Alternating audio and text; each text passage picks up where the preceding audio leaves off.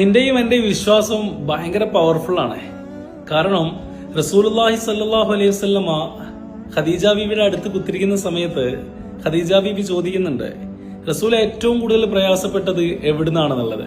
അപ്പൊ റസൂലുള്ളാഹി സ്വല്ലല്ലാഹു അലൈഹി വസല്ലമ പറയുന്നുണ്ട്, ഞാൻ ഏറ്റവും കൂടുതൽ പ്രയാസപ്പെട്ടത് തായിഫിന്റെ മണ്ണിൽ നിന്നായിരുന്നു. ഭ്രാന്തരായ കുട്ടികളെ കൊണ്ട് കല്ലെറിഞ്ഞതിന് ശേഷം കാല് മുറിഞ്ഞിട്ട് ചോര വാർന്നൊലിക്കുന്ന ചോരയുമായിട്ട് കിലോമീറ്ററോളം റസൂലുള്ളാഹി സ്വല്ലല്ലാഹു അലൈഹി വസല്ലമ ഓടിയിട്ടുണ്ട്. ആ ഓടിയ സമയത്ത് പറയുന്നുണ്ട്, ഞാൻ ഏറ്റവും കൂടുതൽ വിഷമം അനുഭവിച്ചത് തായിഫിൽ നിന്നായിരുന്നു. അന്ന് ഖദീജ ബീവിയോട് ചോദിക്കുന്നുണ്ട്, ഇനി ഇസ്ലാം മതത്തിലേക്ക് ആരെങ്കിലും കടന്നു വരുമെന്നുള്ളത്.